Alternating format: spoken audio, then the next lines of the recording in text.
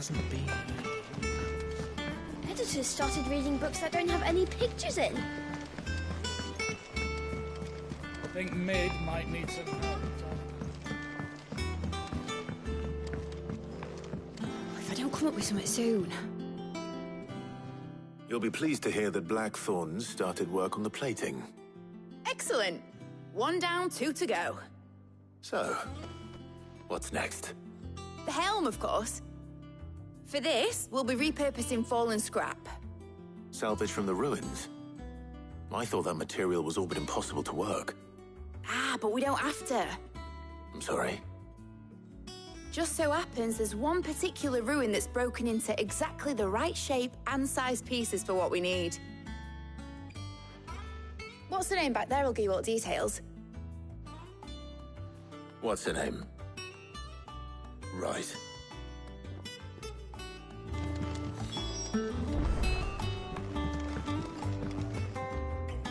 Oh, Sid, is this about the helm? Yes. Mid said I should speak with you. I'll show you the plans then. Here you see the mithril engine, in which mithril is burned to generate heat. That heat is then harnessed to produce motive force. Excess heat is dealt with by means of the thermal displacement stack, which disperses it into the surrounding air. Now, were we to rely on thermal plating alone to achieve this effect, the rate of excess heat buildup would far exceed the displacement coefficient of the plating. In other words, the reactor would overheat and eventually explode. This is where the helm comes in. It connects to the plating, you see, and serves as a sort of thermal sink to absorb all that excess energy. Our experiments have shown that fallen ceramics are remarkably thermophilic. They can withstand and absorb levels of heat far above anything we are able to make today. And not only that, they're also waterproof and immune to rust, making them the perfect material for our protective hood. Why, if sea or rainwater were to enter the reactor proper, it would vaporize instantly. The forces produced would tear the ship from stern to... You can stop there. I understand. Mid said we might be able to use parts of a fallen ruin. Where would I find it? Ah, yes. It's in Lorbert's Pass, near Lostwing. The thing is, well, I probably should have arranged to have the pieces we need brought here sooner. You see, a certain unwanted visitor has taken up residence there. It's no longer a matter of just walking in and taking them. It's, going to be considerably more dangerous than that. I see. Then I suppose I'd better deal with this unwanted visitor for you. Would that help? Oh, very much. Thank you, Sid. I'll gather my team and head there right away. We'll meet you outside the ruins.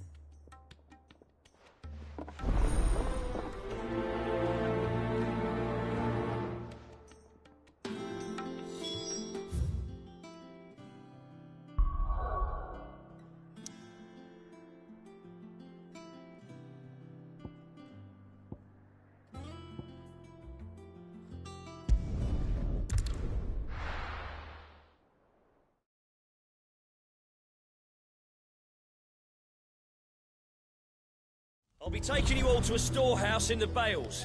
Leave anything you don't need behind.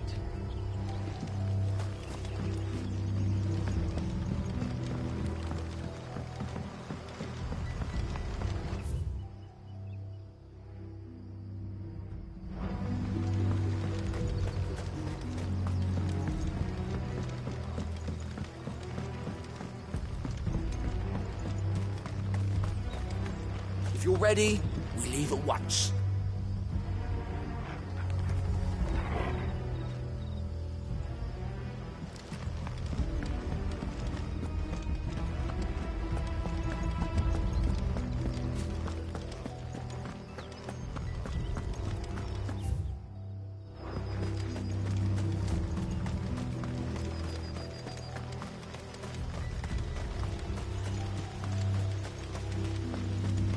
No use calling Ambrosia now.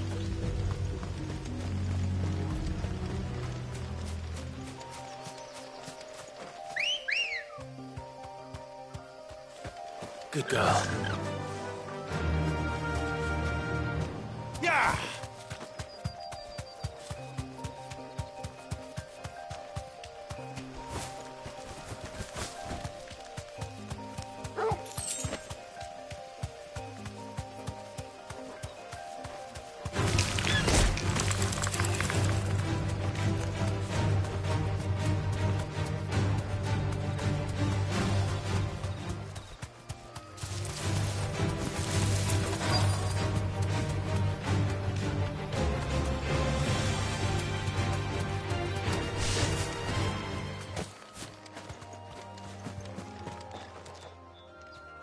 Oh, there you are, Sid.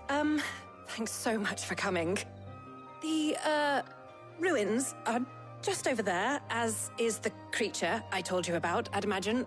Would you mind? Of course. I'll be right back.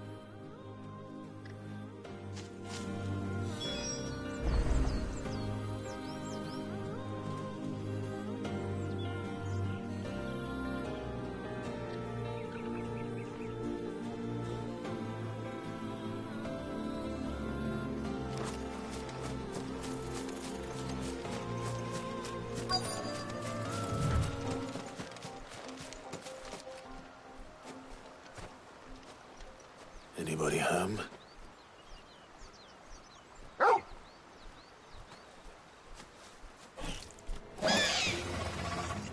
This must be our unwanted visitor. Time to go.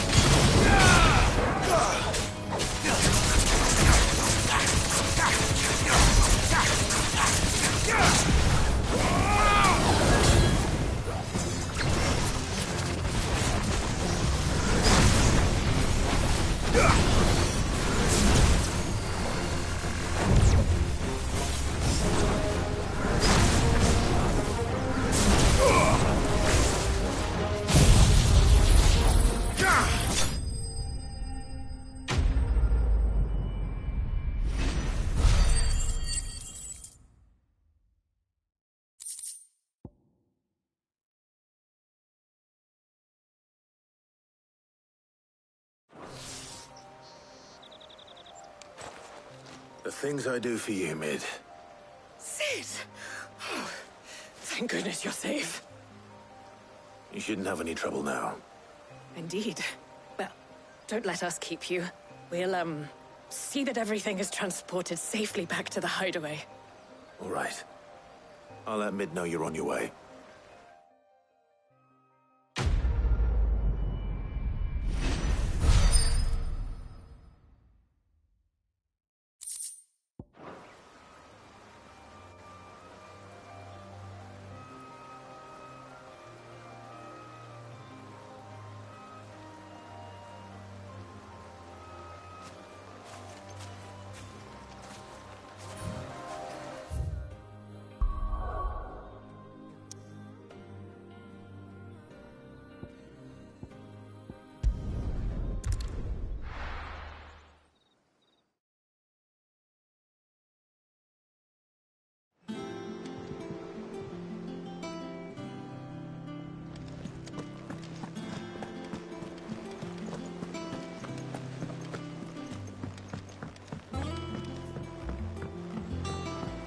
Seeing troops amassing at every border. No surprises there. Welcome to the Patron's Whisper. Come to claim your just desserts? Here you are.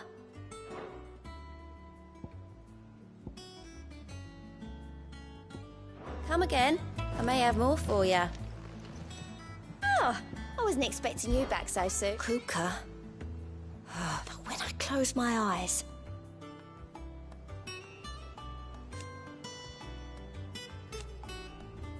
Only I don't know how. I wish you were here. I'll be here waiting.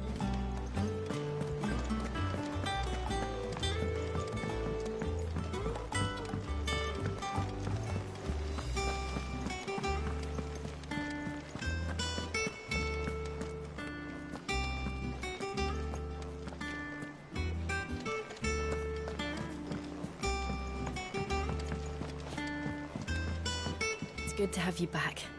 I was worried. It's good to have you back. I was worried.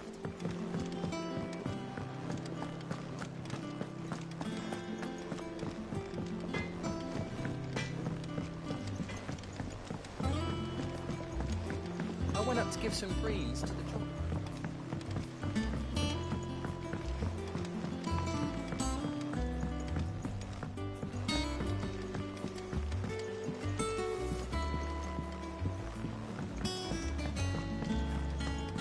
Editors started reading books that don't have any pictures in. Why would anyone want to do that?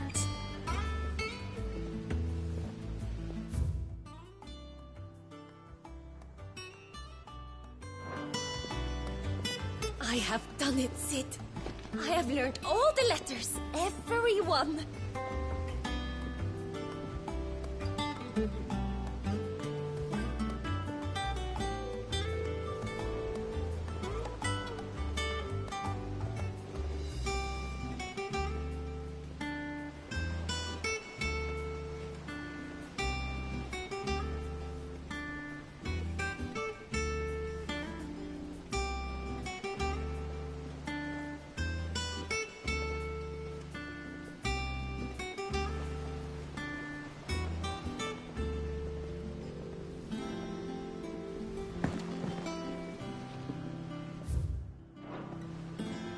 I have done it, Sid.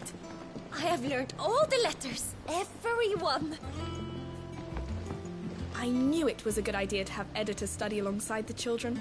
It's really stoked their competitive spirit. Think Mid might need some help tidying up that workshop.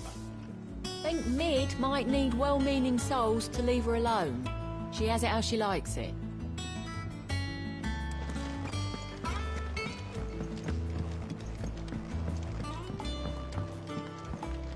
If I don't come up with something soon.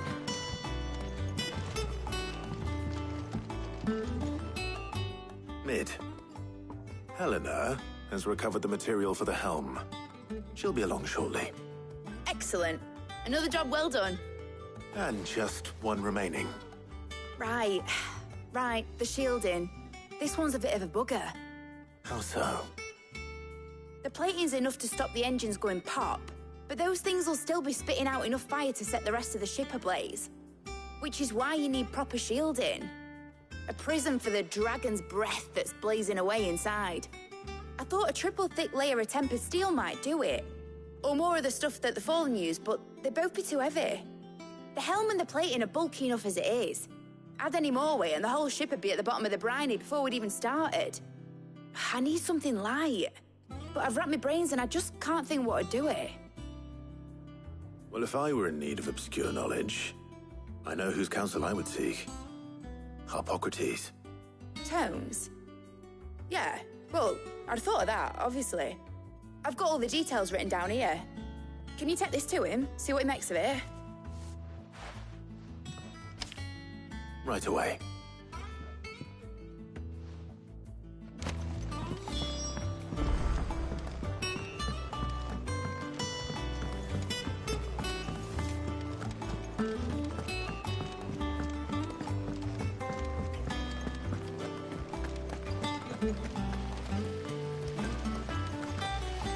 When it comes to boyish charm, Goose has an indomitable rival in Gav.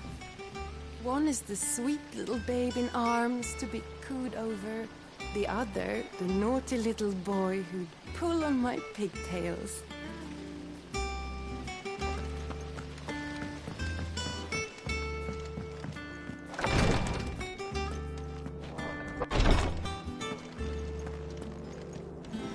I know what you're going to tell me. Thank you, Clive. Thank you.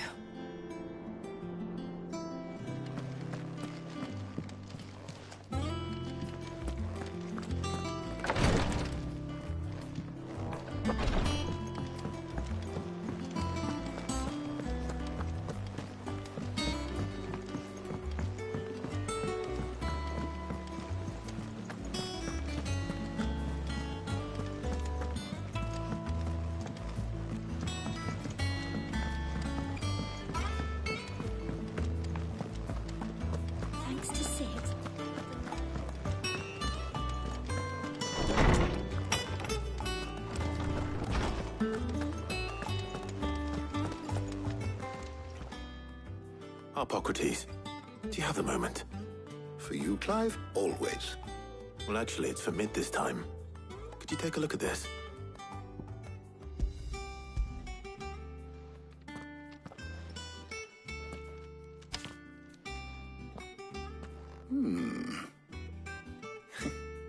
Shielding for a mithril engine?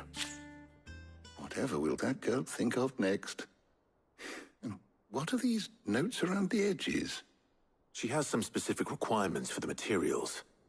The shielding needs to be able to resist extreme heat on the inside, and yet remain cool enough on the outside not to set the ship alight, while also being light enough not to sink it. As you can imagine, she's struggling to find anything that meets her needs. I see. I wondered if you might know of a solution, or if you might be able to search the records for one. Perhaps it is not a different material she requires, but a different approach. What do you mean? Consider the lake we have made our home. Its blighted waters eat away far more quickly than fresh water or even brine, at timber and steel alike. And yet, we have made a home here from those very materials nonetheless. We have. But Bardolph must varnish every board twice over to keep it from rotting. And Obelus complains that without a constant supply of pitch. I see. Early Gregorian histories speak of a preparation known as moon dew. It is said to be able to resist even the most ferocious flames. Before the dragoons tamed the worms and wyverns of the realm, nobles would daub their castle walls with it in order to guard against dragon fire. So if we could recreate it... It might be applied to some material or other in order to provide the protection Mid requires. As to how best to apply it and to what material, perhaps Bardolph and Obelus might be of assistance. I shall speak to them and see what wisdom they might have to offer. If you would be so kind as to procure the necessary ingredients, I shall discuss the specifics of how it might be most effectively put to use with our two friends. The knowledge of the past may yet prove useful to we of the modern era. Thank you, Hippocrates. And since you're asking others to help you, perhaps I should too.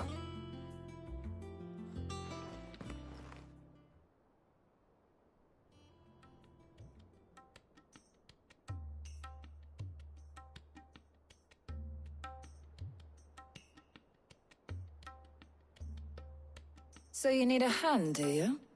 We do. I'll be heading to market for the ingredients we need. I could do with some help. And some company, too. The other can assist me in researching how best to prepare the shielding itself. Can we count on your aid? Always. Well, if Jill's game. Thank you. I am sure either of these fine young minds would prove indispensable in my research. I leave the decision as to who will go with whom in your capable hands, Clive.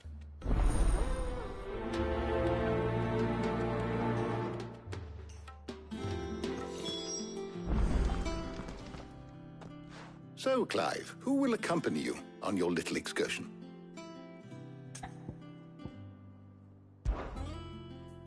All right. So, what are we fetching? I have taken the liberty of preparing a list. Here. Garlic? Conch shells? Are you sure this is the right list? Looks like the ingredients for someone's supper. Though these items may seem mundane, they have potent effects that are rarely exploited, effects for which they were once highly prized.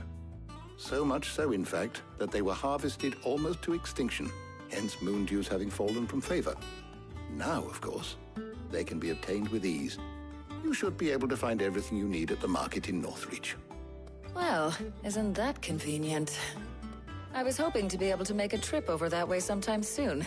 Need to speak to an old acquaintance. I'll meet you there. All right. Stay safe. See you later, Clive. Good luck with your research.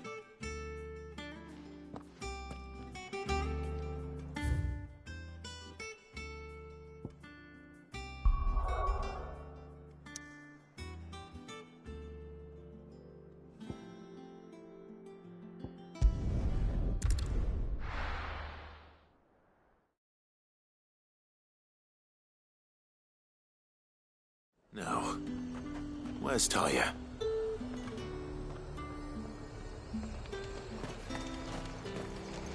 Welcome, welcome.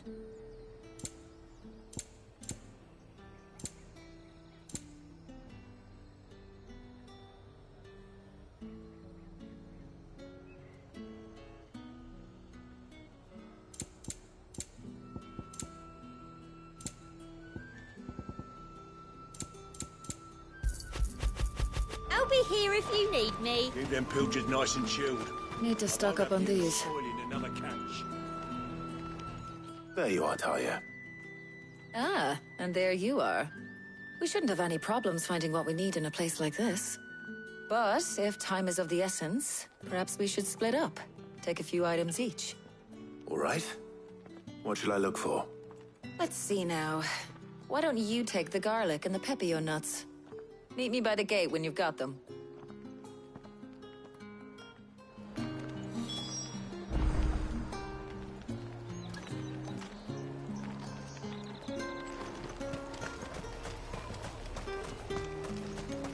There's talk.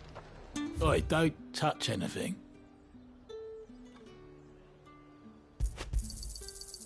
If that's what you want.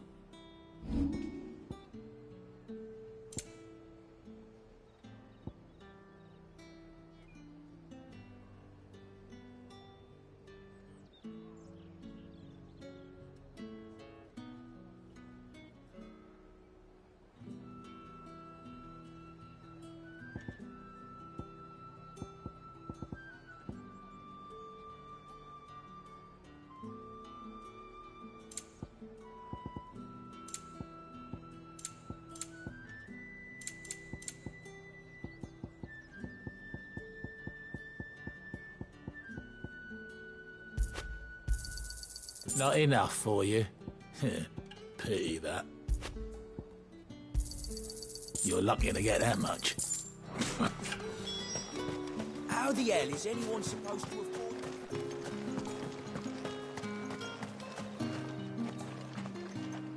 What can I interest you in today? I hope it's to your liking. Keep fighting the good fight. Hopefully Ty is finished too. Fresh cuts! Come and up! You'll not find a bruised pippin in the bush. Well, did you find everything? I did. Here.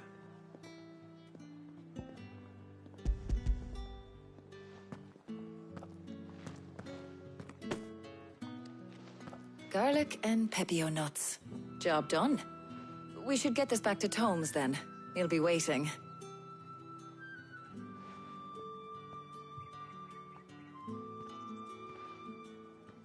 But we're not in too much of a rush, are we? Quick chat.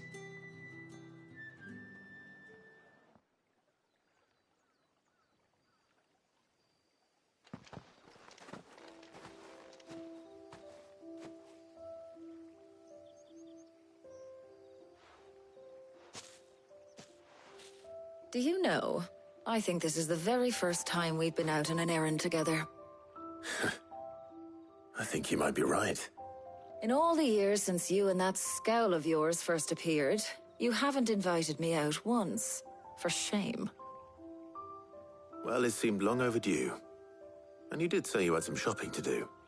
I was hoping to restock my supplies of herbs and liniment, yes. You and Jill alone burned through them like wildfire. No luck, though. My usual supplier's not here, and I refuse to pay the prices these gougers charge. I'll ask Karen when we get back. What is it? Oh, just memories. I came here with Sid once, shopping for supplies, just like today. And just like today, I came away empty-handed. Sid even said he'd speak to Karen for me when we got back. Has it really been 5 years? I remember it as if it was yesterday. Hold on. Does that mean it's been 5 years since we met? Feels a lot longer. It does. In a good way, of course. Thank you, Tyre. For what? For everything. I just want you to know that all you've done for us, all you still do, it's appreciated. Do you think I'd stick around if I thought it wasn't? But in the spirit of sharing and caring, you're appreciated too, by all of us.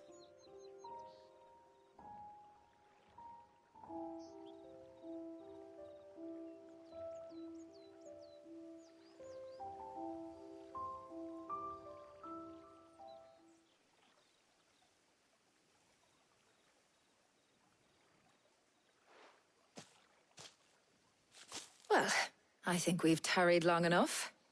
I ought to get these ingredients back to Tomes so he can make up this concoction of his. I'll meet you back at the hideaway, all right? All right. And thanks again. I heard you the first time.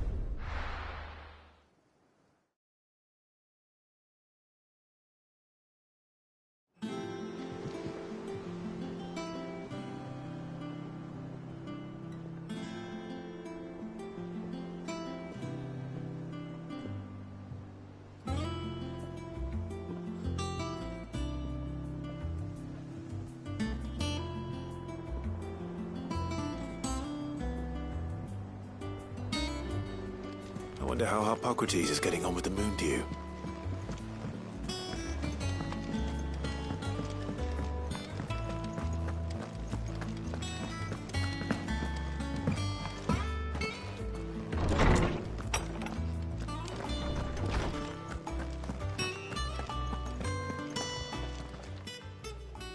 Well, I was just... and now...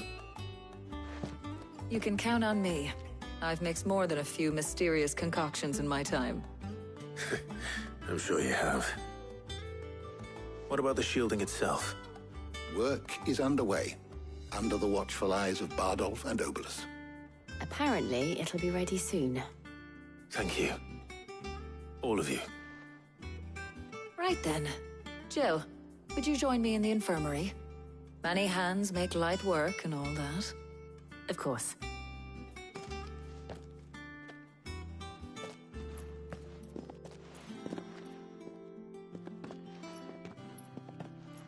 Oh, and Clive. It was good to talk.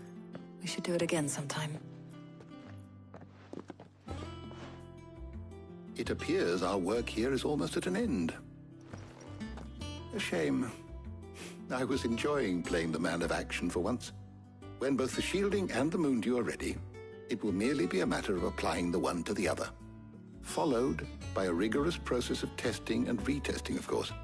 Perhaps someone ought to warn young Mid of that. Leave it to me. Thank you, Hippocrates.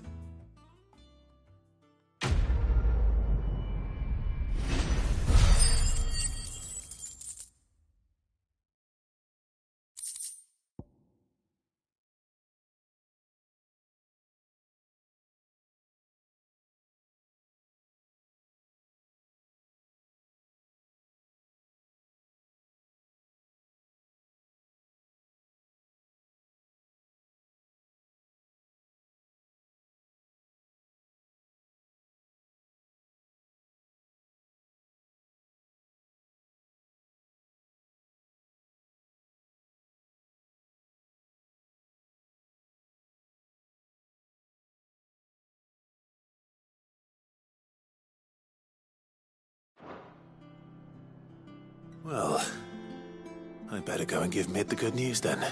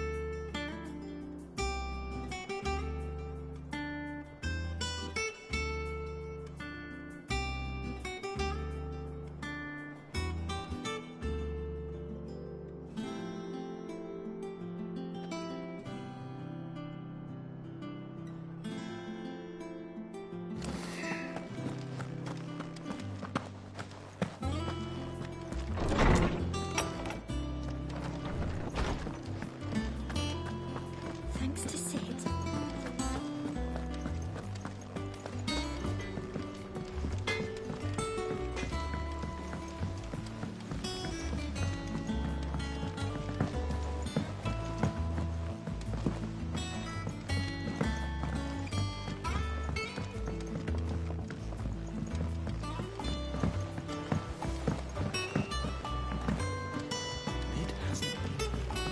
Editors started reading books that don't have any.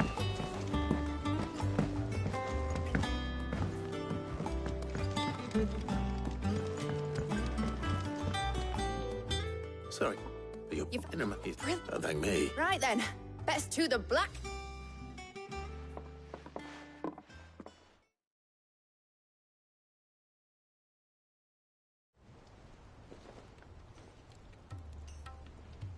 You know, when I got into the smithing game, I thought I'd be making swords and shields, not thermal bleeding didgeridoo-dahs.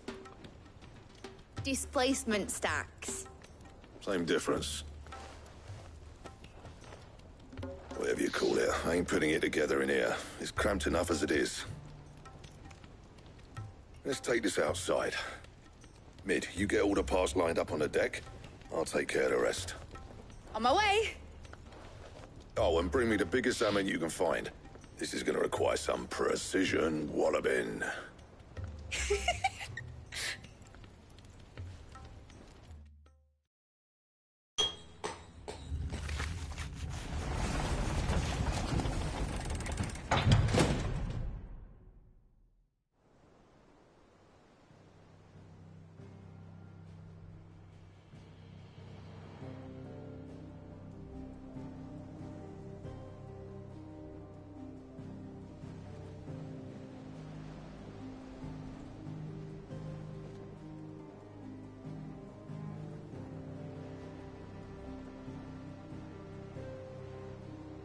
It's finished! It's finally finished! Thank fuck for that. I'll be feeling my hammer arm for weeks. Thank you, Clive, Blackthorn, everyone. That's one down and just 3 more to go. I'm sorry. Oh, didn't I tell you? The Enterprise has 4 mithril engines, and we'll be needing a displacement stack for each. You don't mean... Don't worry.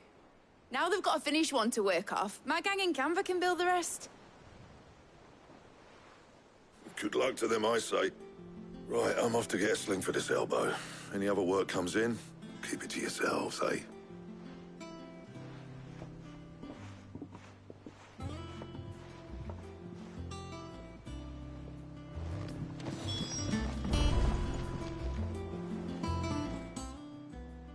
What's the matter? Nothing. Just daydreaming. Thinking about the Enterprise sailing off over the horizon to shores unknown. Searching for a land untouched by the Blight. Just like me and my dad planned. So if the worst came to the worst and every scrap of soil in the Twins turned black, we might still have a chance. That's what she was meant to be. You see, one last chance just in case we needed it. But now she's so close to being finished, I've realized I don't want her to be that. I don't want her to be just a lifeboat for us to cling to if things get desperate. I want people to sail aboard her by choice, not from the lack of it. In a world where we're not just trying to survive, but where we can actually live. I'm working on that. And I'll do everything I can to get you what you want. Don't you always? All right. My mind's made up. As soon as the Enterprise is fit to sail, I'm putting her under your command. Sod our plans, I'm trusting in yours. Are you sure about this? Something tells me it's what my dad would have wanted. He'd be proud of you. You were gonna visit his grave, weren't you? I was. And you can come too now that your little project is finished. Right. There's just one thing I need to finish up first. Won't be a mo. All right. I'll let Otto know you're coming. Meet us in the mess when you're ready. Aye, aye, Captain.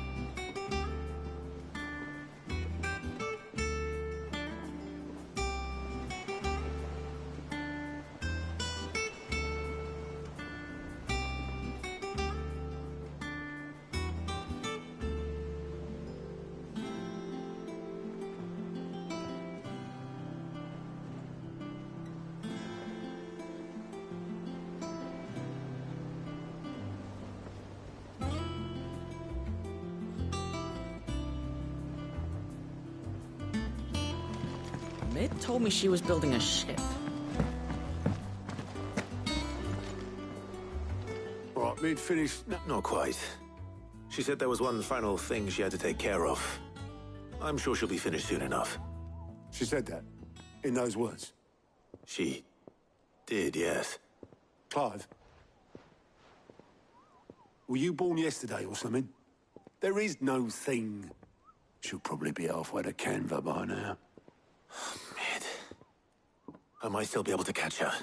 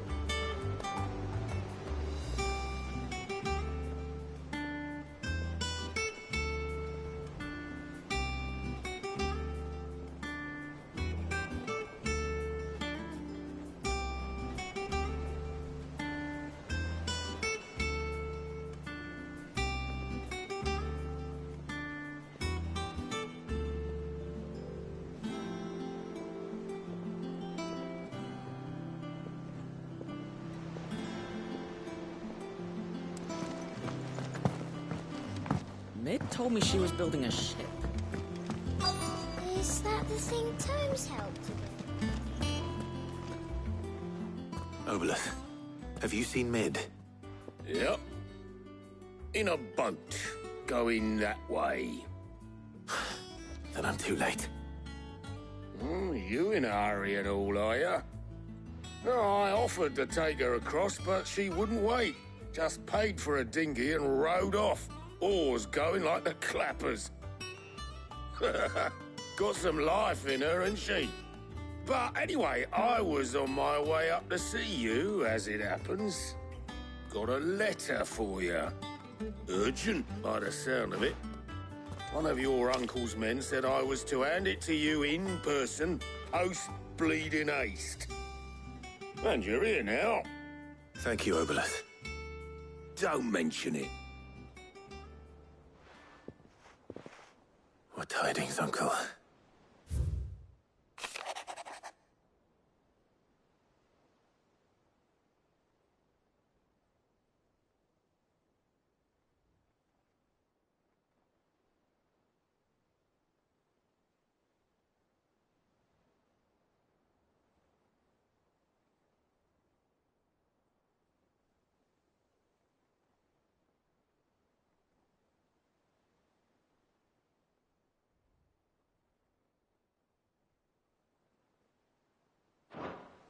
Trouble in Canva. Well, I'll need someone to keep an eye on Mid.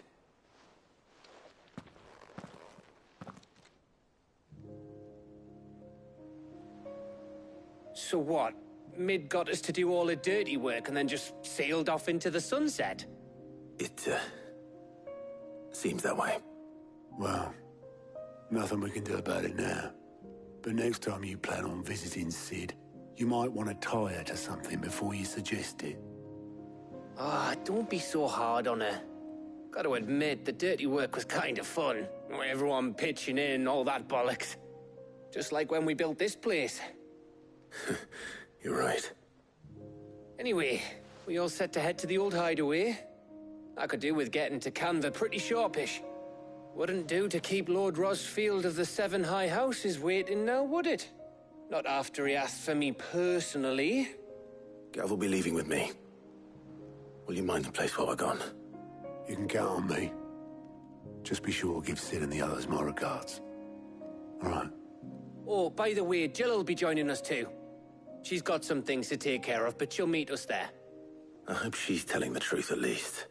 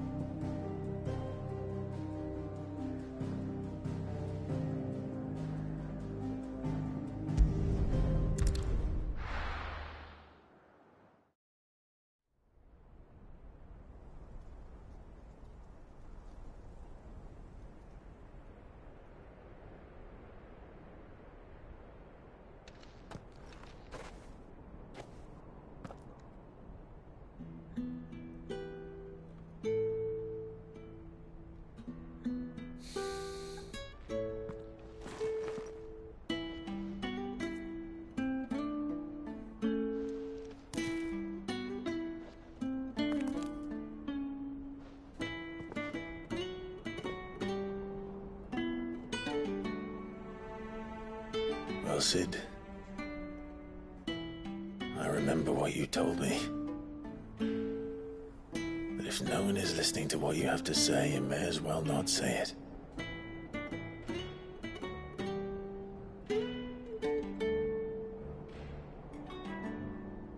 But I will say this, old friend. Hugo Kuka is gone. His shadow looms over us no longer. It's a pity the Phoenix can't be in two places at once. If he'd have been with us, maybe he could have done something for the lost. Not even the Phoenix can bring people back from the dead. Life has a beginning and an end. So we must live while we have the chance. And not as slaves to the crystals, but as free men. May we join you?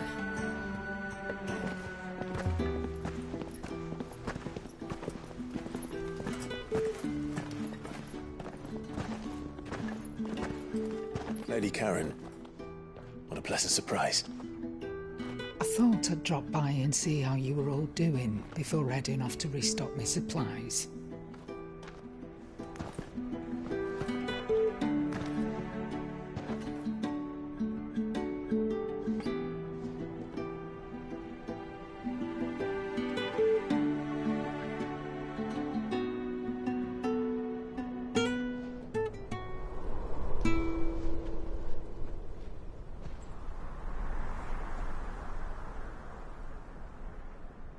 It wasn't the most scenic view back then, but it were never as bad as this. I know. The blight marches on. And soon, there will be no escaping sights like these.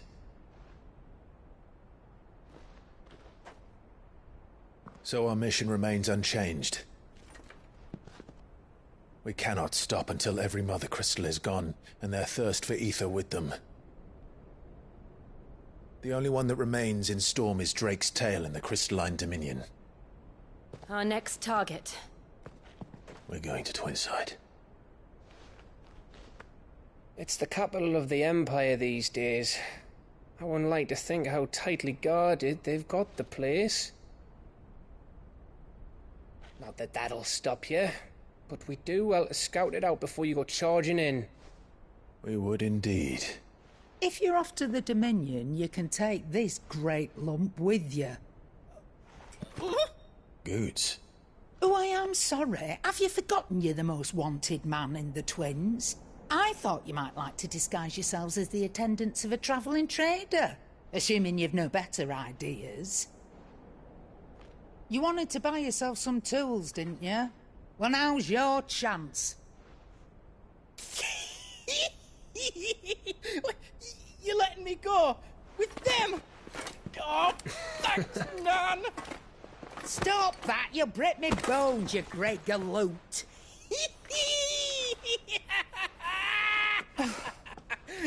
There's a caravan that runs back and forth between the Dominion and the Bocklad markets. It's managed by the Merchants Guild. Just show them Goots' traders pass and you'll be on your way. It'll be a damn sight less risky than footing it the length of the Crystal Road. That's for sure. Thank you, Karen.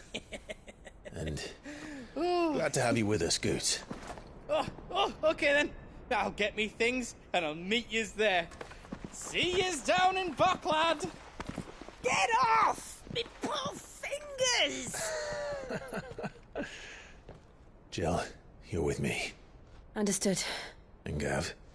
Already on my way, Captain. Be careful. Aren't I always?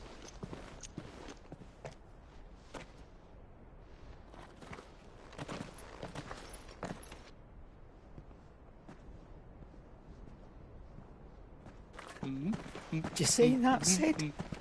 Your protege's making a proper little outlaw of himself.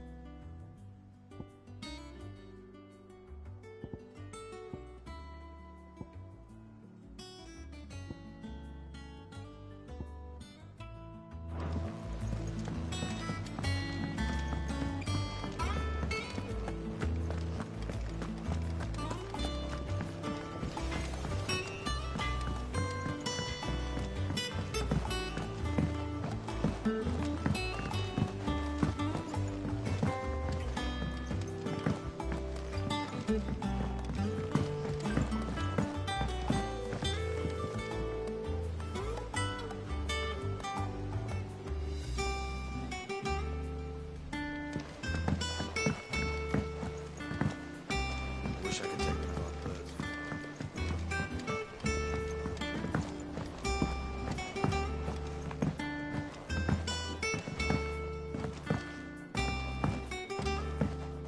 Well. Here, Sid. Reckon you might be just the man to help me out of a bit of bother, if you've a mind to. Let's hear it. Well, it's about this alembic the chief's got me making. Lovely bit of kit it is. Bung in a solution you want splitting, and it will separate it out, just like that. Problem is, it won't always get rid of all the impurities. And with some of the stuff we need it for, that ain't good enough. Which is why I've been looking for something to filter the liquid we'll be cooking off. And that's where I was hoping you could help me out.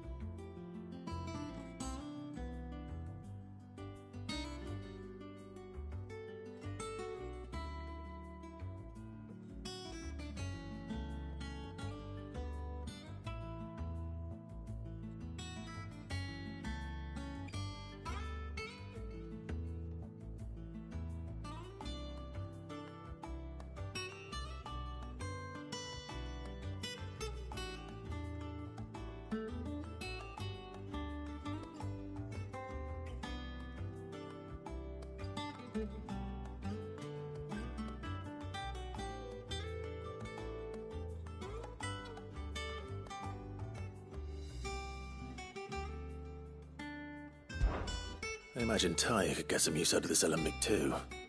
Distilling medicines and the like. All right. Why not? Proper job! So what exactly do you need for this filter? Nothing but bomb ash'll do, says the chief. Gave me a sample she'd obtained from the university stores. Couldn't believe my eyes.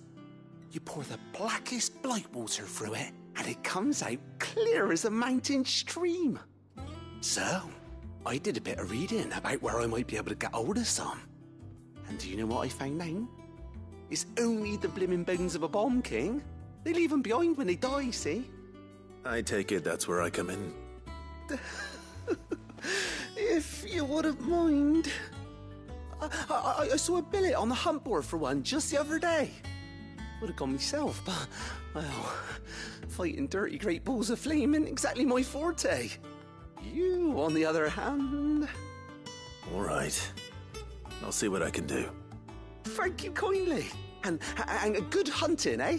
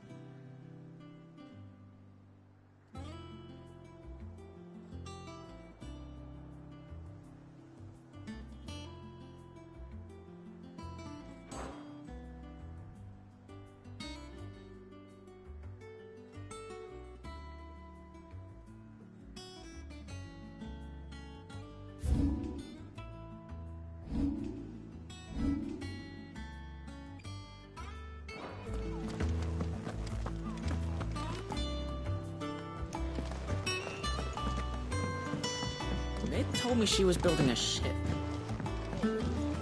Is that the thing Tomes helped to build?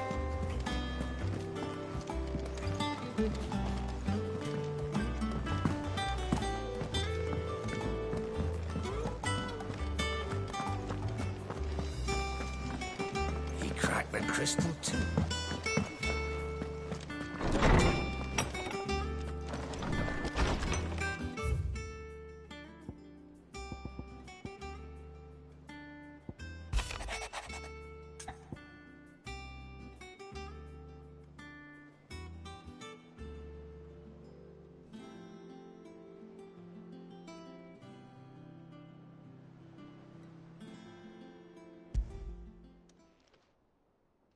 Hopefully it's nothing. But I should speak to Black...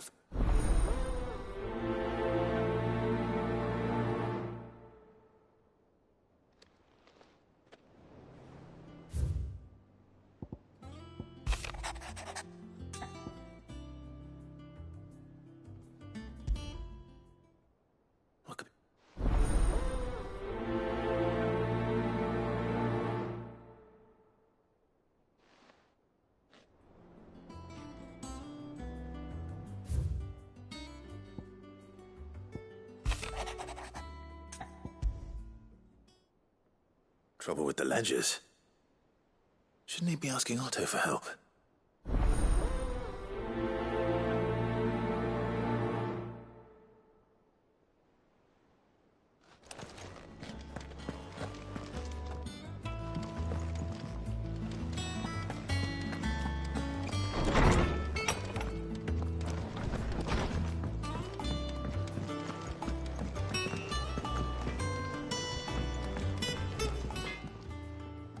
Blackthorn, do you have a moment? Not really, no. This won't take long. I just wanted to ask how you're getting on.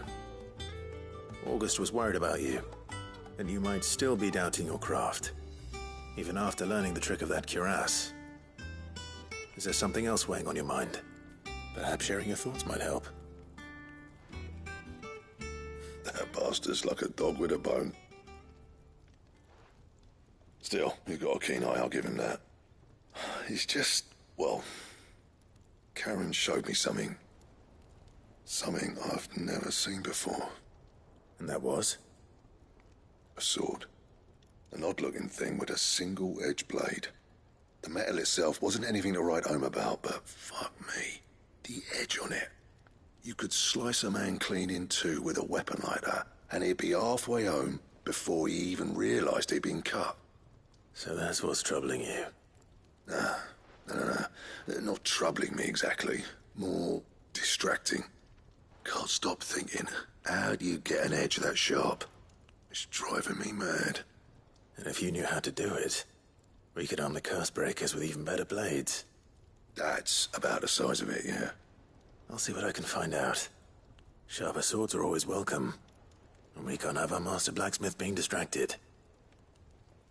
You're a soft touch, you know that. But I can't say I'm not grateful for it. Good luck, eh? Thank you. Let's see what Karen knows about this sword.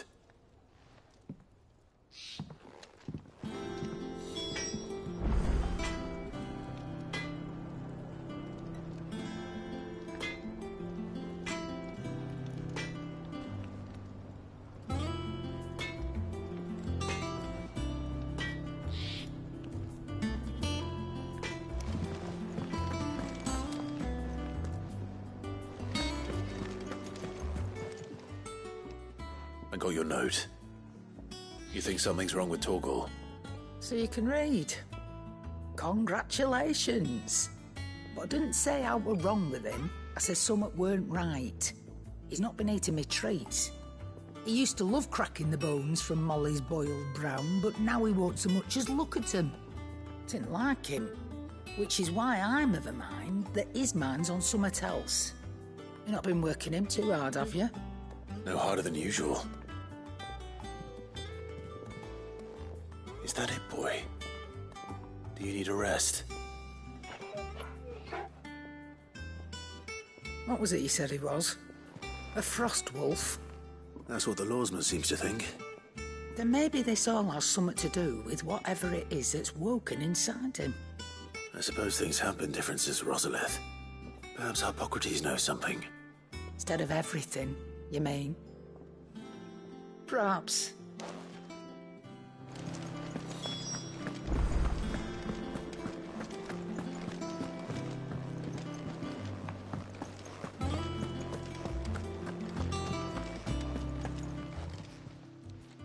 You're looking well, Karen. What do you want? Out with it. I want to know about the sword you showed Blackthorn. Single-edged and extremely sharp. Running around after him again, are you? I suppose I am, yes. But I need to help him find out how to work an edge like that. It's driving him to distraction. Little wonder, I suppose. There's not many like that make it as far as the twins, and those that do go straight into private collections. Which made it nice and easy finding a buyer. Can you tell me who bought it? Where is it now? You think I tell people who my clients are? Suppose you're not likely to go nicking him off me, are you now? Fine. If you stop mooning at me like that. Lord Ignac's the man you want. Dalmekian bloke. Collects weapons and the like. And he's got more money than sense, which is why he's one of my favourite clients. Reckon he'll still be at the inn in Dalamil, where I left him. Thank you, Karen. Oh, and he's a touch eccentric, if you take my meaning. I appreciate the warning.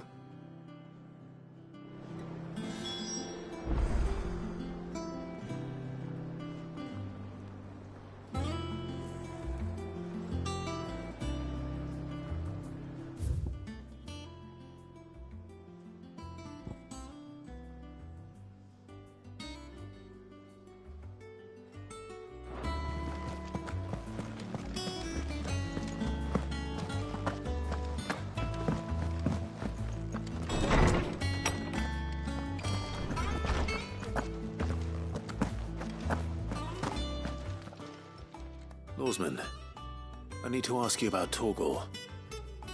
Something's not right with him. He isn't ill, is he?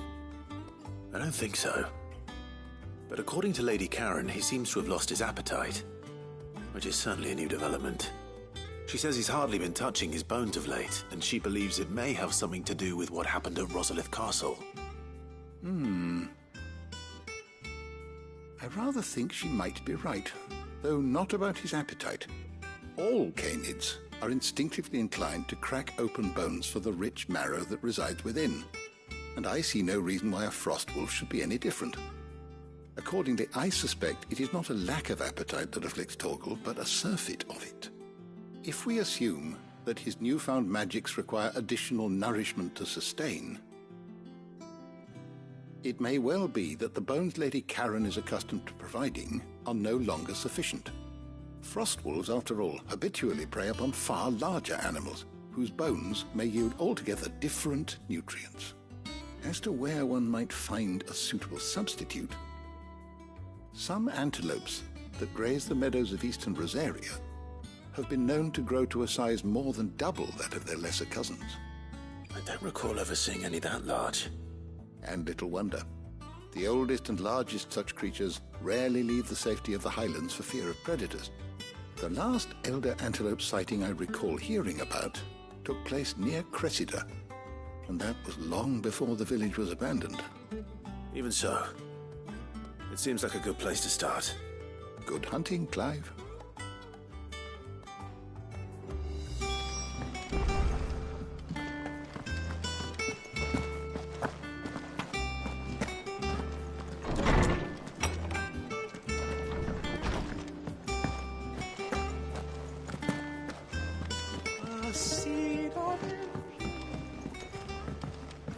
Where Sid gets the energy.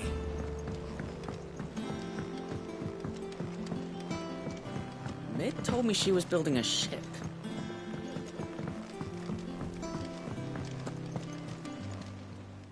Clive, did you get my letter? That's why I'm here. Shh. Otto won't be listening. Is this better? A little. Listen, I've some bad news. It turns out the hideaway may be slightly behind in its payment to certain lenders, and it may be my fault. But I swear to the goddess, I thought I had the numbers square. Sadly, that square turned out to be more of a circle. 0, you might say. I can straighten it out, I swear, but it's going to take some time, and I'm going to need help keeping it from Otto. Bit late for that, I'd say. There you are! What a surprise! So let me get this straight. You forget to pay our lenders what they're due, and instead of coming straight to me, you get Clive to come to you. In the hope he'll dig you out of the hole you've dug for yourself. Clive, the man in charge of the place you've been cheerfully trying to bankrupt.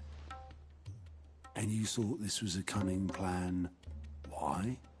Well, who needs paying?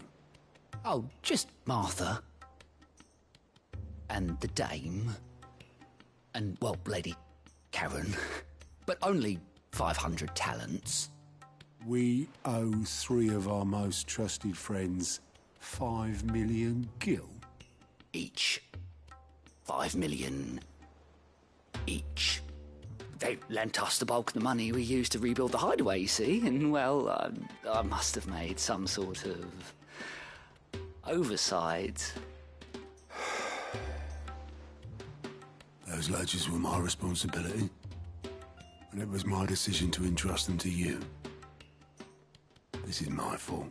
Do we have that much to hand? I can always ask my uncle. No, we don't. And no, you won't. We've lightened Lord Rosfield's purse enough. After the king's ransom we had off him, he deserves better than to see our begging bowl. Besides, we'll need to learn to stand on our own if we're gonna make this work. All right. But that doesn't mean you have to shoulder the burden yourself. Is there anything I can do to help? There might be. As to Martha and the dame. Rocks. Rocks, he says. Worth 1,000 talents apiece, these are. A little something Sid and I set aside for when times got lean. And I reckon 15 million in overdue debt probably qualifies. I just hope our associates' eyes are a bit more discerning than yours. I'm sure there will be. Should be me making the rounds, really. But you know how it is with this place. Orders to bark, arses to wipe, and all that. I know. Which is why I don't mind going in your place. Go. Do you know why I only gave Master Clive here 2 star rubies? Because you'd rather Lady Karen killed me. Because I'd rather Lady Karen killed you. Yes. Well, I suppose this is goodbye then. Don't worry. I'm sure Karen will understand. Really? Do you think so? No, I don't.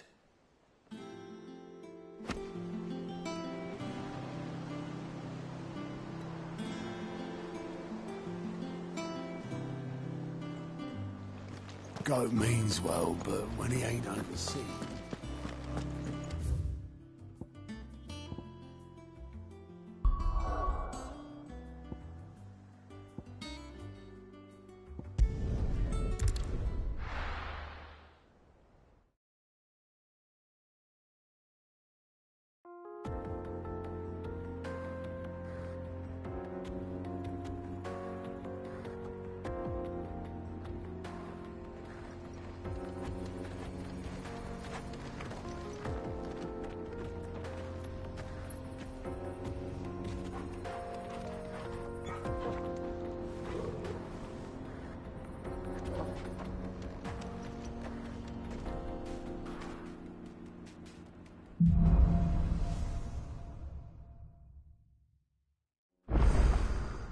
How are you feeling? Better. Thanks to Taya. I'm glad to hear it. And Torgal helped too. Didn't you, boy?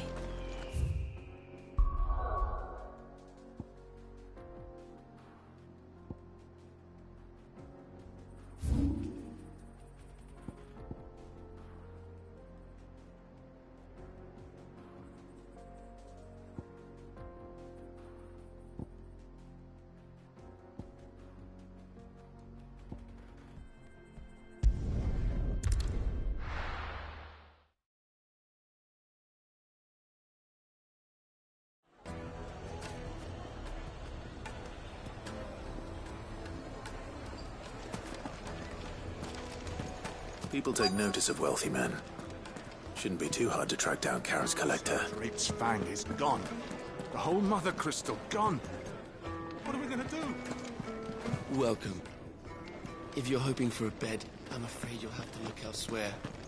One of our wealthy patrons has purchased the use of every room open to... My reputation will be ruined! Ruined! Calm yourself, Lord Ignac, I beg of you, before you do yourself a mischief. Pardon the intrusion, but... Out! Get out! I paid for these rooms so I wouldn't be disturbed. Leave me be! Please, allow me to apologize. His lordship is going through a difficult time, and he's never been fond of guests arriving unannounced. Radim! Get rid of the filthy oaf this instant! Very good, Lord Ignac. Would you mind stepping outside for a moment?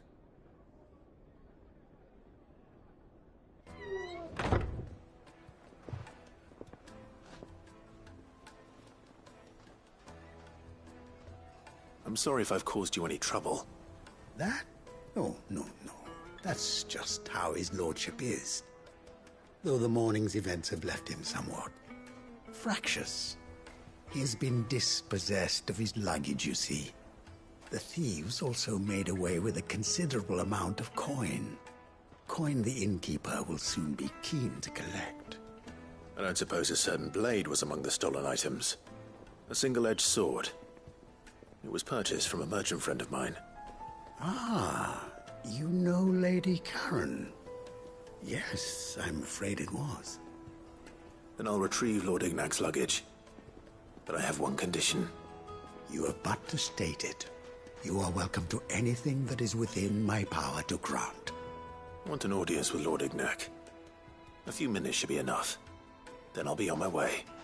A condition I would be a fool to refuse.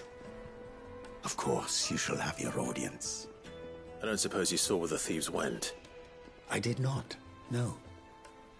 Though some discreet inquiries made on his lordship's behalf mean that I know where you might find them. The bandit's bed. Every ill-gotten coin in Dalamal is said to pass through that disreputable corner of the Valcroy. And that's where I'm heading. I shall speak to Lord Ignac in your absence, and arrange for an audience upon your triumphant return. That will be very kind of you. Farewell, and best of luck.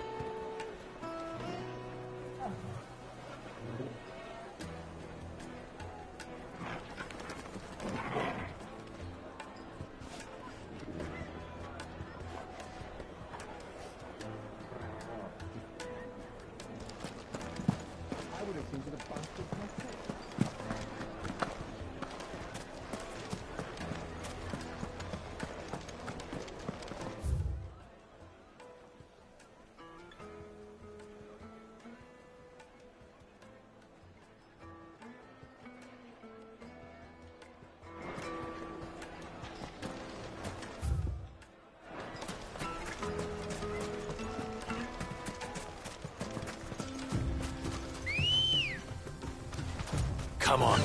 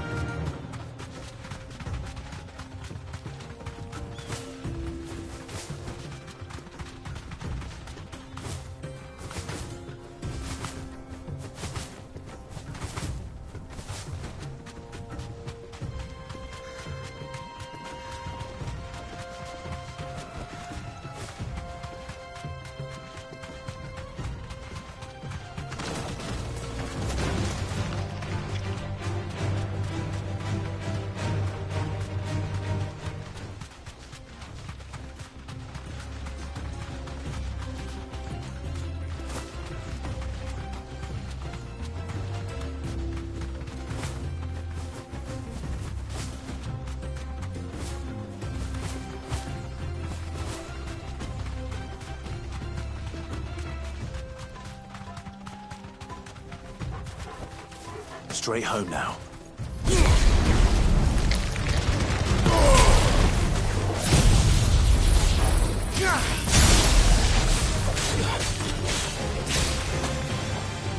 Stay down.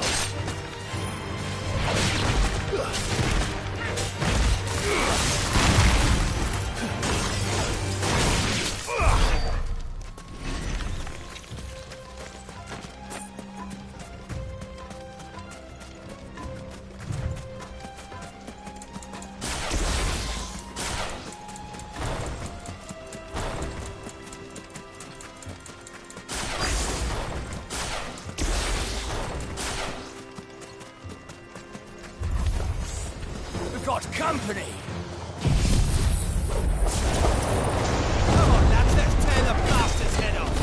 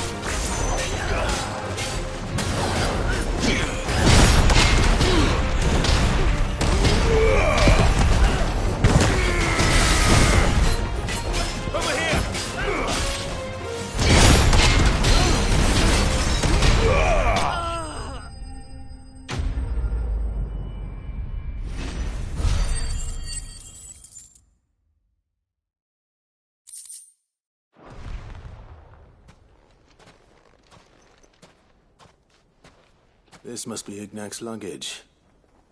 Nothing seems to be damaged. All right. Let's get it back to Delamil.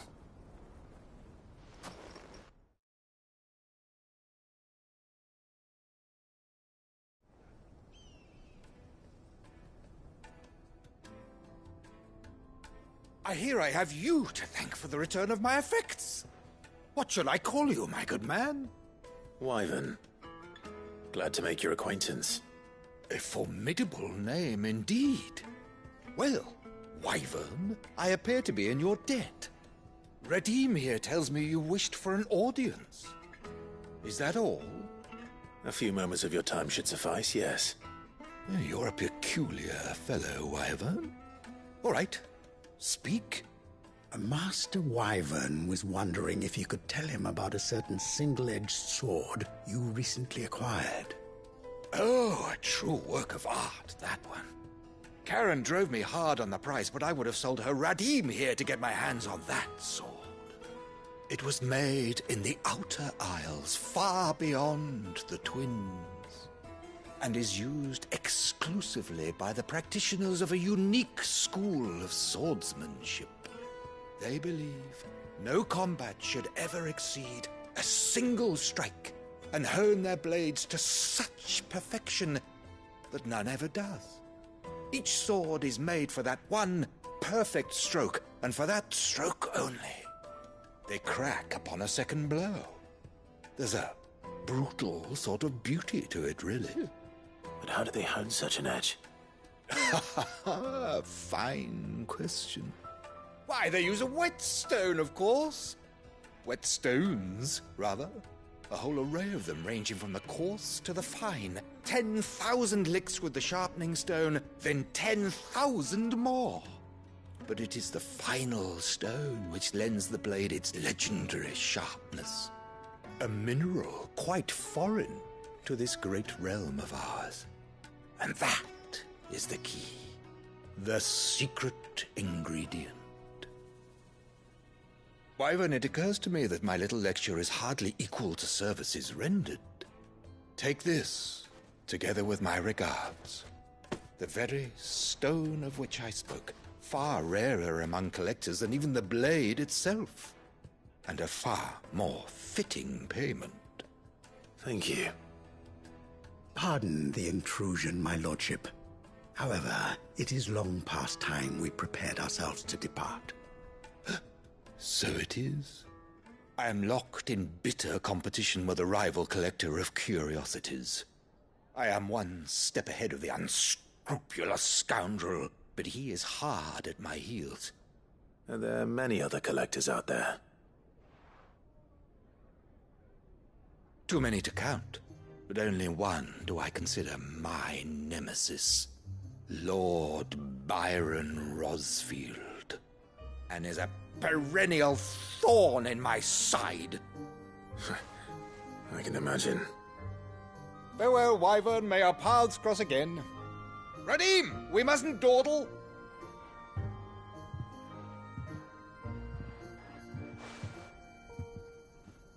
I think his lordship is rather taken with you, Master Wyvern. Thank you again for your assistance. Coming, my lordship. I'll be right there.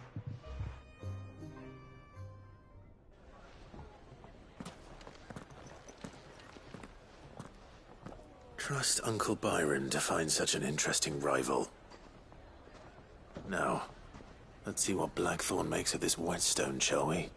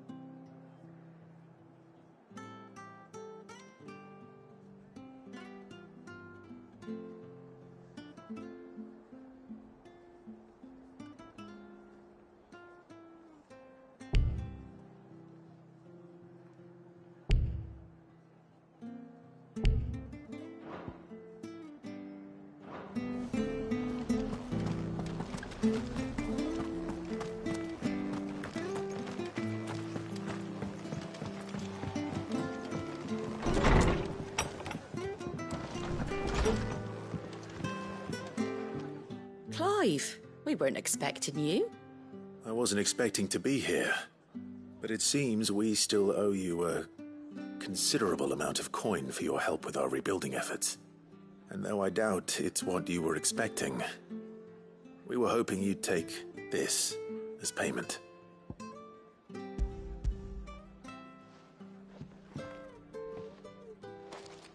A star ruby? I can't accept this.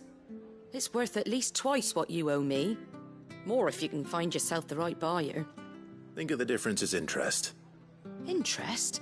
If word got out I charged that much, no one would ever borrow from me again. Anyway, why are you the one here asking me about this? I'd have expected Otto. Bit much sending the Lord Marquis out to settle your debts, isn't it? The old goat working himself to death again? Something like that. Most days I think he's the only reason the hideaway's still standing. Same as always, eh? Back when the place was nothing but a twinkle in the eye of a recently retired Lord Commander, word is he was the first one Sid reached out to. Probably knew that without his strong arm and level head, the idea would never get off the ground. Sid may have been the face of the hideaway, but Otto's always been the backbone. And when Sid passed away, we were all worried that would be the end of it. That Otto would just give up. His death was hard on everyone. But it must have hit Otto hardest of all. But he didn't give up, did he? Quite the opposite, in fact. If I recall, he was the one who nominated you as Sid's replacement, and rallied the rest around you. I reckon what he saw in Sid, he saw in you too. And don't we all? Doesn't hurt that you're half as stubborn and twice as handsome, neither. That, and you keep good company. I suppose I do.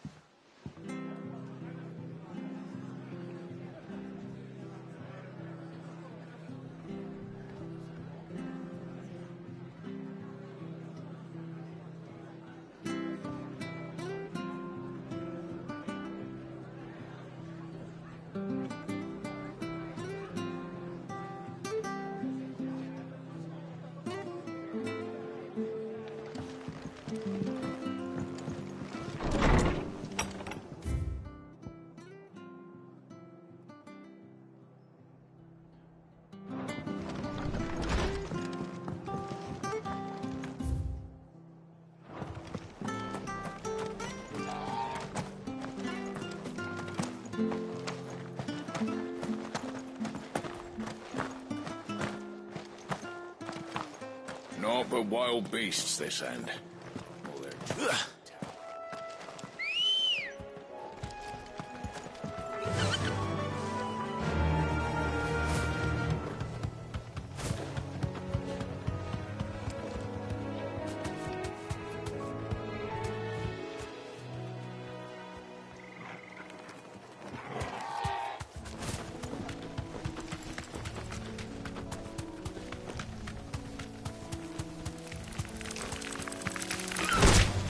Time to fight.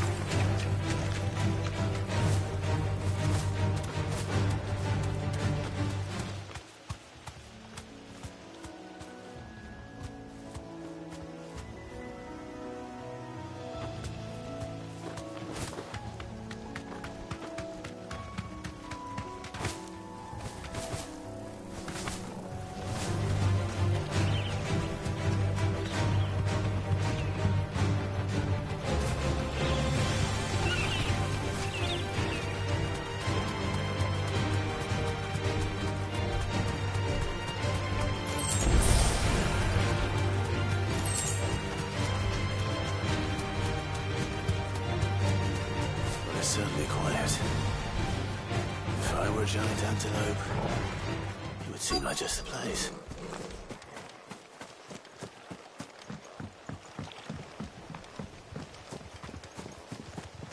I doubt we'll find one bigger than that. Hungry, Torgal? Get him!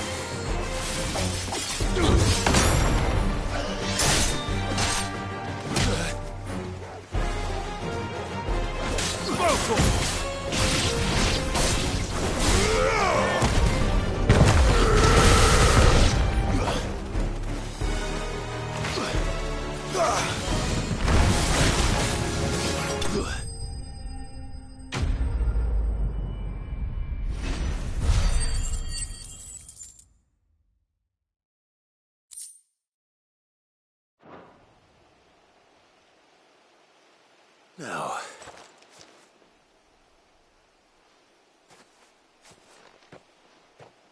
will it be enough, I wonder?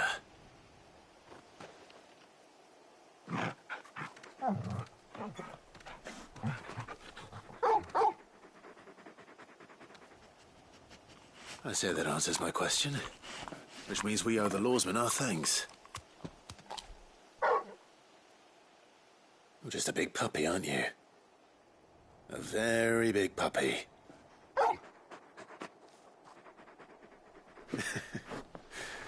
You do know you can take that with you, Torgal.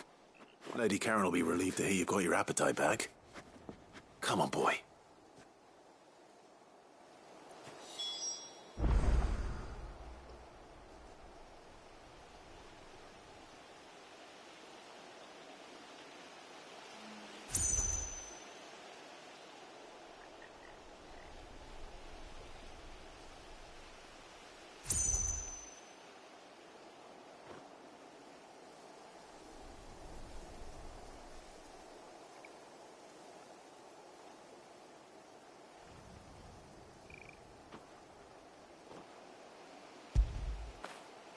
When did you get so big?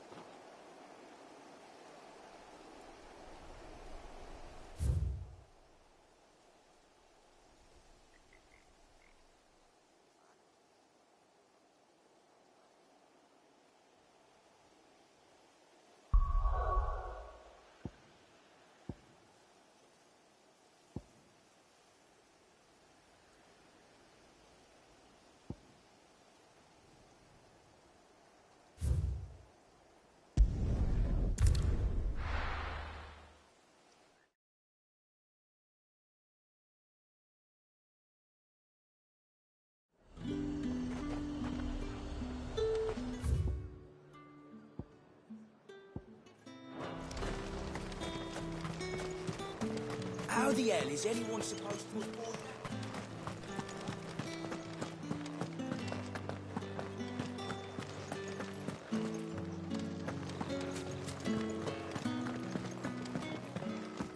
Did you hear? The gates to heaven calling. I want to see you.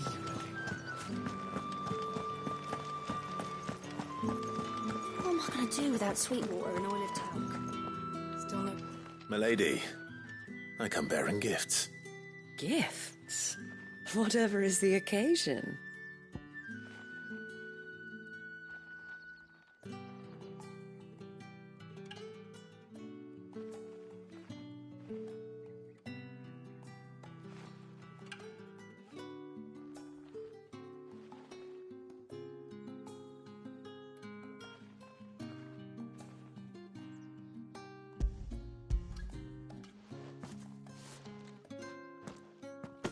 Oh my. Clive, you really have outdone yourself. Otto asked me to give it to you. To settle the Hideaway's debt with the Veil. And to compensate you for the time it took us to do so. You disappoint me, Clive. I thought you might finally be warming to me. Tell Otto he can keep his baubles. I tried to tell him as much the first time around. The man owes me nothing, nor does the Hideaway. My contribution to the restoration effort was made freely and willingly. It was the least I could do. You once told me Sid did you a kindness. I'd like to do the same. Please, accept it. For my sake. And for Otto's. For all of us. For all you've done. It is rather fetching, isn't it? Very well. Otto is lucky to have you, Clive. I doubt anything could ever replace his son.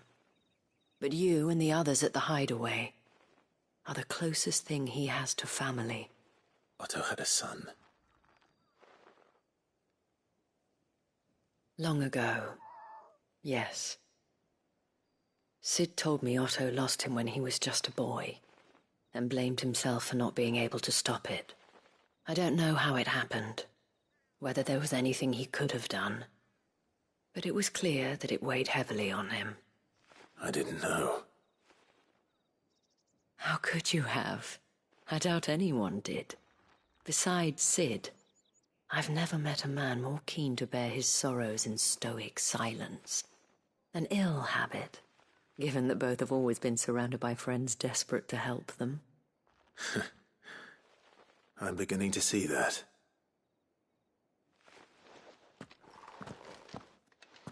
Gob will want to know the stones were delivered, if he's still with us.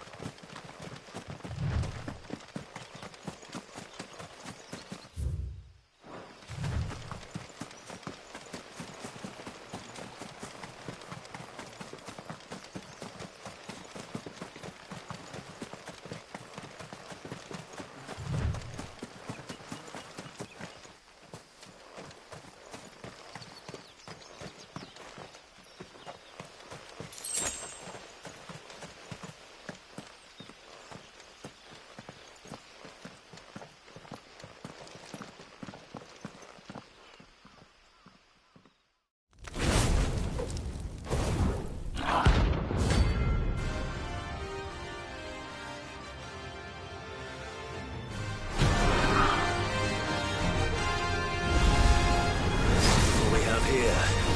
Greetings, Your Majesty.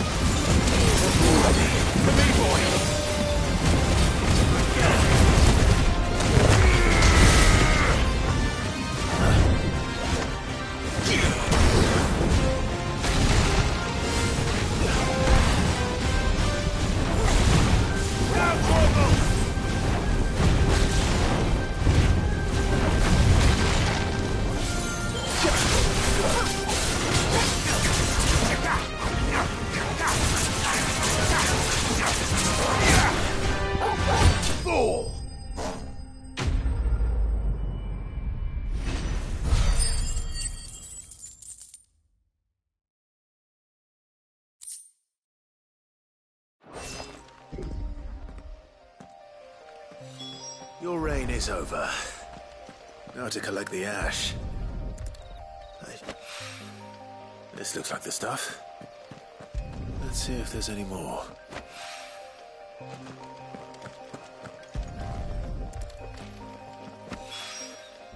That should do it. If all I need...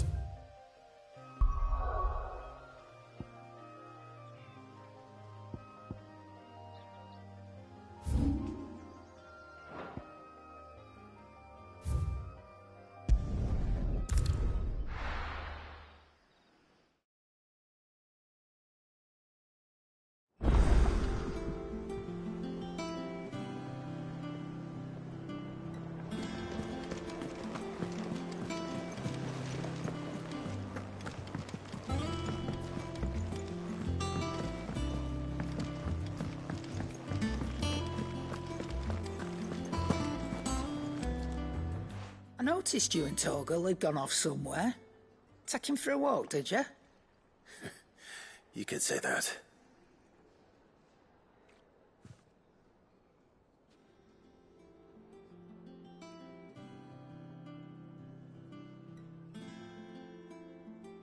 So, Molly's leftovers weren't good enough, eh? That'll teach me for treating you like you're still a pup. All right, no need to shout. Now we know what you're after, I can see about getting some in. Speaking of which, I brought one for later. Can I leave it with you?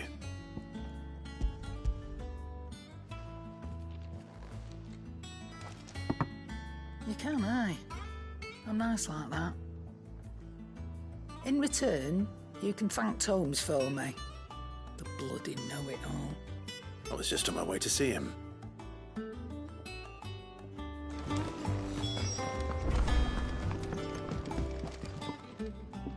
Sorry for the wait, but hopefully you'll agree it was worth it. You learned something about that sword, then? I did better than that.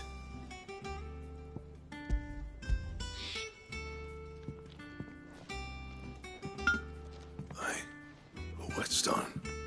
Yes. But not one you'll find anywhere in Valisthea.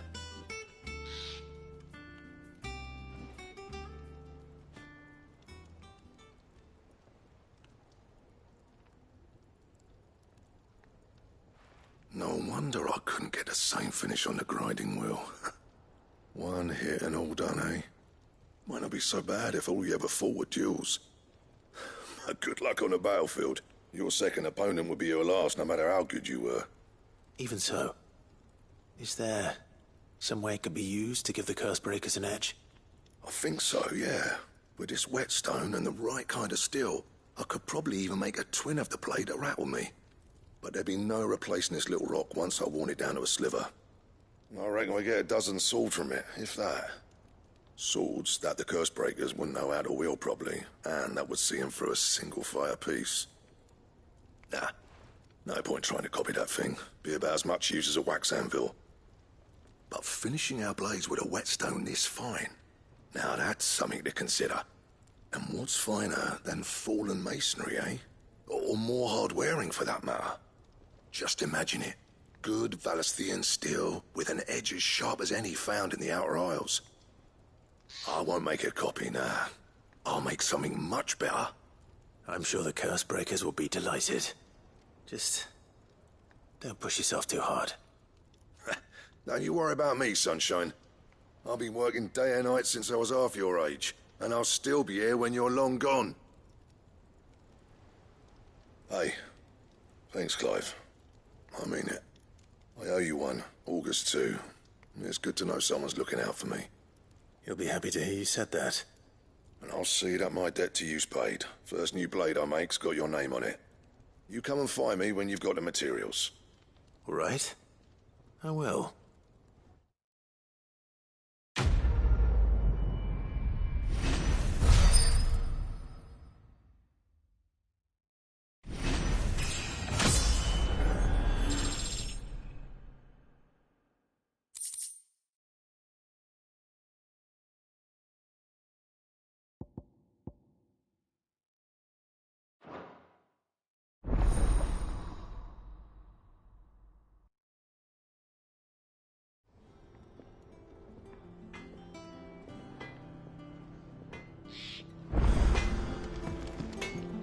What do you need? Not saying Fordian, do you?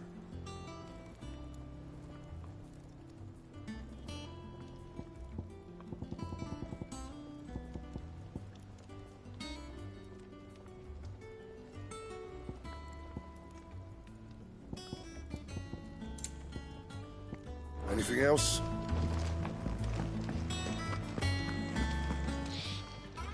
Well, don't just stand there gawping. I don't know many fleshers who deal in cuts that size. Go on, then.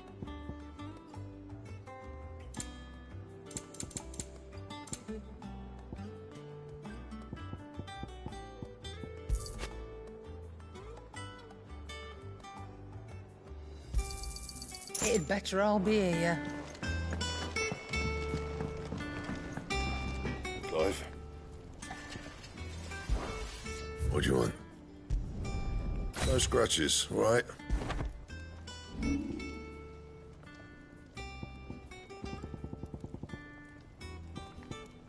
That it? fine.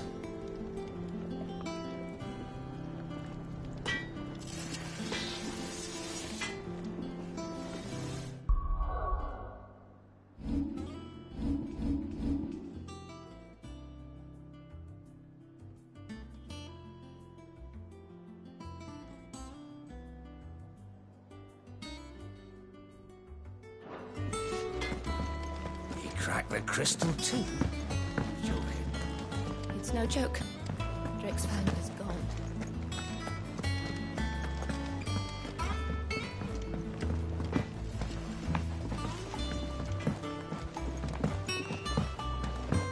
I went up to give some breeze to the trumpet.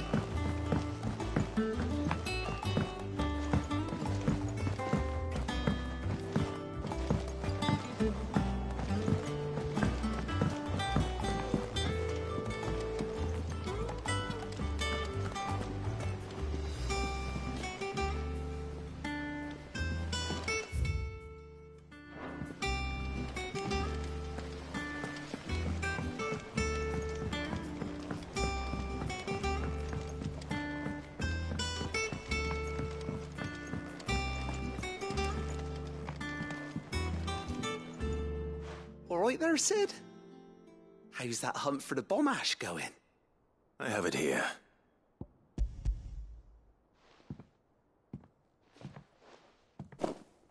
That's the stuff. And plenty of it, too. Enough to keep the Alembic bubbling away for a good old while. You're a gent, Sid. Let nothing say otherwise. Right then, let's get this contraption up and running.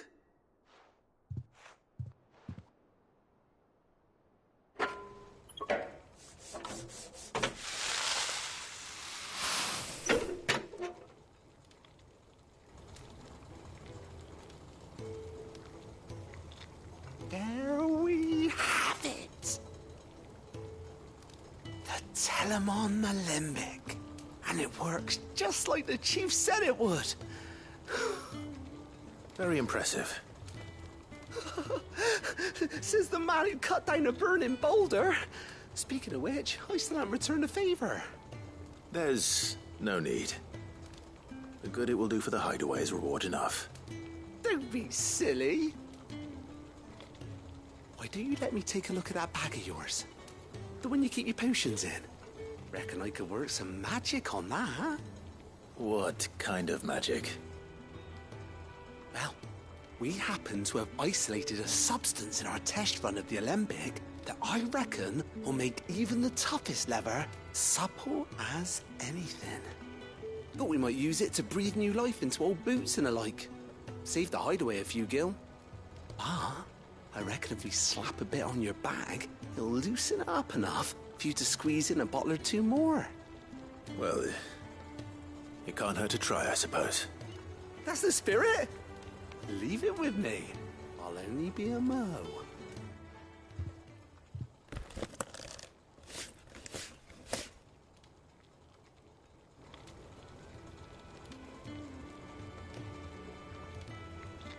Well? It certainly feels more flexible. Right? Told you. Thank you. I think. No. Thank you for supporting Mid and the rest of us in our endeavors. Without you, we'd never have been able to discover wonders like that stuff I rubbed on your bag. And I'm telling you, there's plenty more where that came from.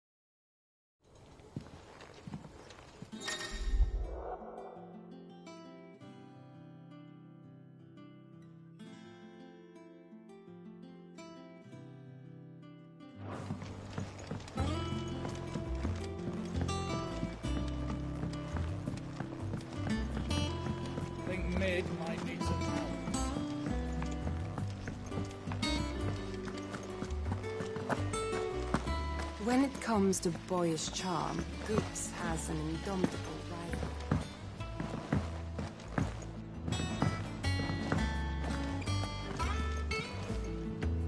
Goat. So Lady Karen accept... Ah, but she was just too stuck. She threw it right back in my face, in fact. Karen refused... I hope it wasn't Saya. I'm sure you were as tactful as ever. Oh.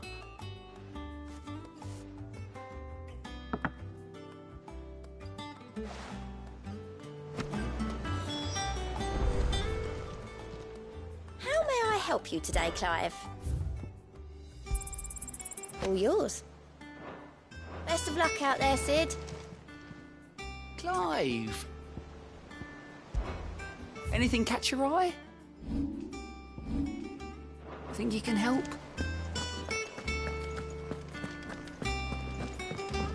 Mid told me she was building a ship. Really? Is that the thing Tomes helped?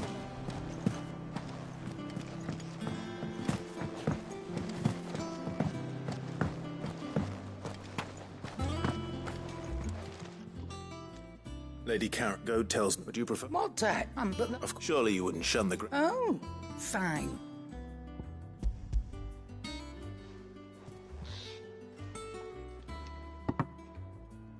Where'd you even get this? A canny one, mean? Might be I old, might be you even know her. The fine cunt, you wouldn't mind, would you? Not at all.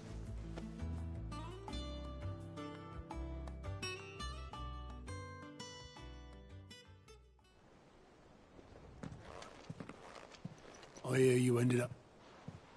Thanks to this, I sometimes wonder what I... Speaking of which, Oh! So you're a...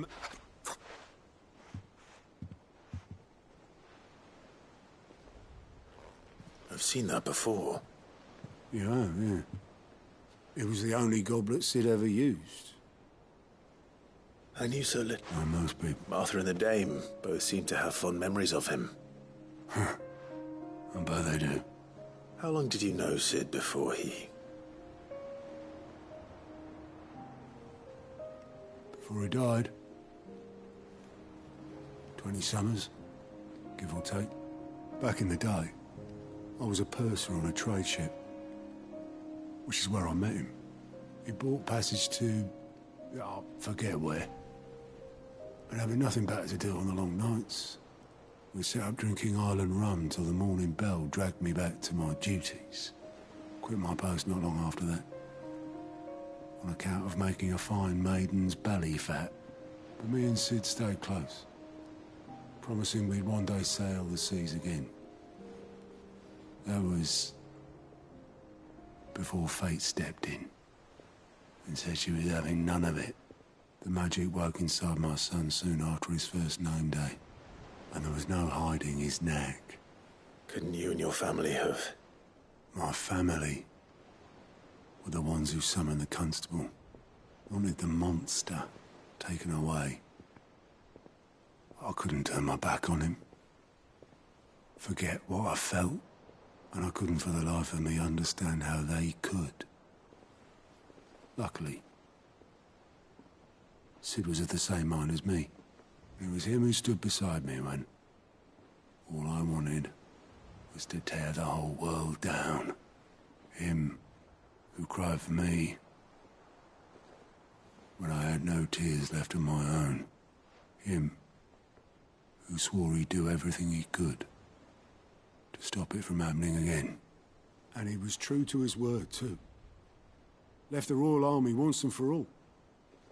His ranks, his ribbons, gone. Just like that. Threw away everything he had. All to right a wrong that no one else had the courage to face. I knew then I'd follow that man to the ends of the earth.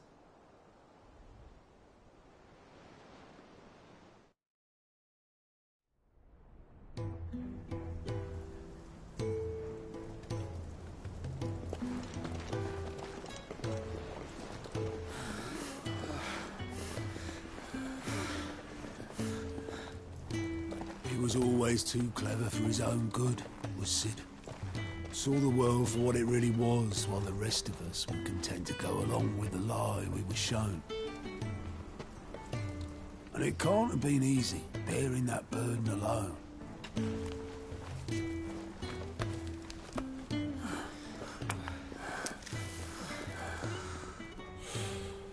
But he didn't let it stop him. He never lost faith in what he believed was right. And that gave us faith in him. Faith he'd steer us true. So I swore to myself that I'd always be right behind him, ready to catch the stubborn sod, if ever he should fall.